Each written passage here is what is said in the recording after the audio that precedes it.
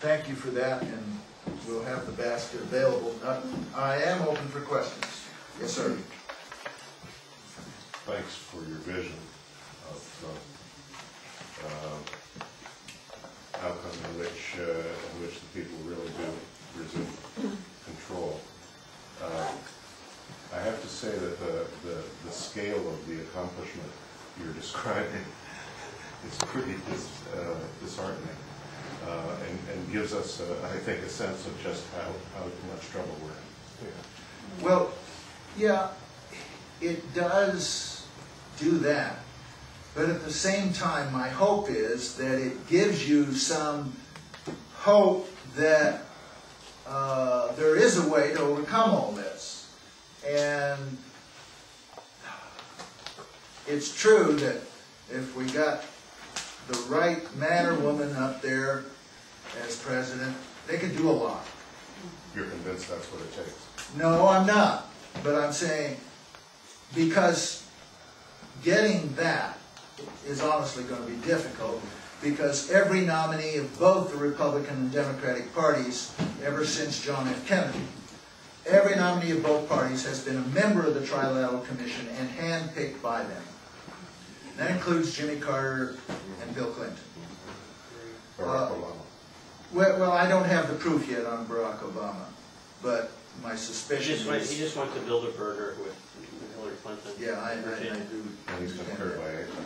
But, and of course, the subservience to AIPAC is unconscionable. And I've got a lot of Jewish supporters. I've got Israeli professors on my advisory board. I'm a quarter Jewish myself.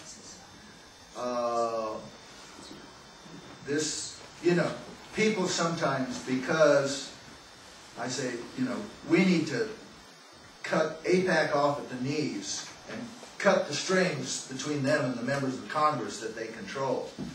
And because I insist that we shouldn't give any aid to Israel until they agree to return to their pre-1967 borders.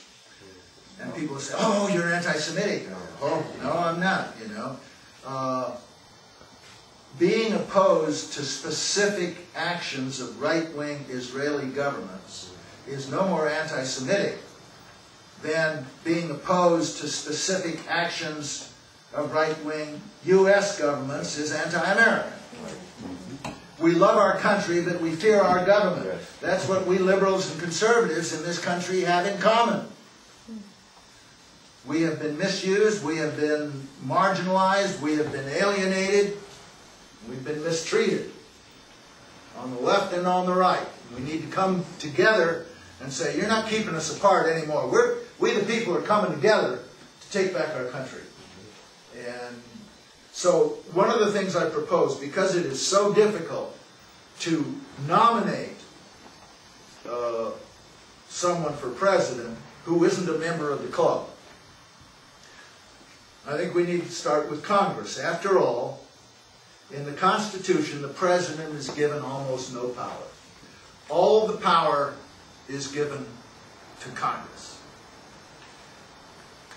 The only reason we now have an imperial presidency is because the lily-livered members of Congress have abdicated their constitutional responsibility and just said, oh, here's a blank check, Mr. President. Do as you want.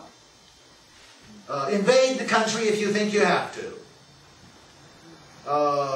That's not what the Constitution says. It says Congress has the power to declare war.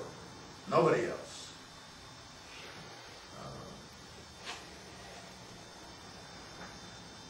So what we need to do, I think,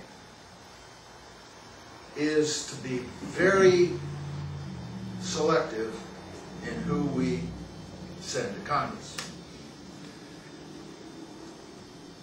Anybody that's got a member of Congress that,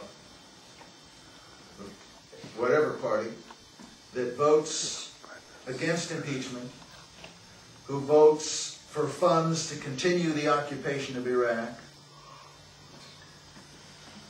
in other words, who's part of the problem and not the solution, We should get rid of them. And if you don't see somebody running for the congressional seat in your district who's worth voting for, if they're all on the take, run for Congress yourself. Now, I didn't make it when I ran in 2006. Oh, I won my Democratic primary. I beat a mainstream, middle-of-the-road, on-the-take Democrat named John Kennedy. And I beat him by 10 points. But come the general election, I went up against a 7-term incumbent Republican congressman and his electronic touchscreen voting machines. And although the exit polls, some indicated that I perhaps won by 12 points. Wow. The official count was Dave Weldon 56 and Bob Bowman 44.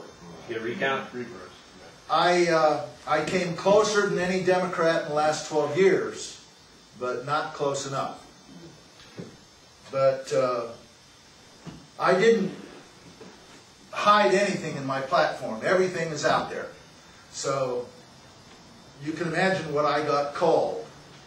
When I'm calling for impeachment, I'm calling for a new 9/11 investigation, I'm calling Bush and Cheney traitors. I gave speeches in my district and before the Iran war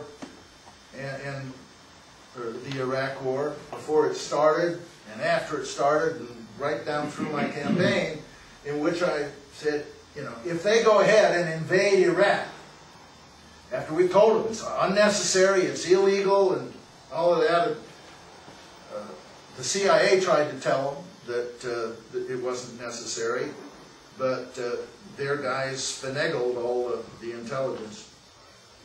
I said, if they go ahead with this, it will be an impeachable offense, a war crime against the people of Iraq, and treason against the United States of America. And so for some radical like me to get 44% of the vote, I thought was pretty good. But in reality, I think I did better than that. Some of you have the advantage of having paper ballots in your districts, and you got a lot better shot than I did. So if you have to, consider running yourself. It may be the only way we take back this country. Yes, sir. Yeah, and just on that point, and something that I struggle with, you know, to keep hope. And it just seems to me, I mean, the people who would run for office that would represent my interests and our interests, yeah. First of all, they can't afford it because the status quo has become the people who are in elective office right now, they're on sabbatical from their high-paying jobs. Yeah. And that seems to be the status quo. So how does somebody that I know down the street who would represent me because he or she is honest and they work in a dollar store, but they have good citizenship and they're solid citizens. Yeah. How do we change that? How do we change that dynamic? Yeah, and it's the same thing. How did I run as a disabled veteran who hasn't gotten a paycheck for 25 years?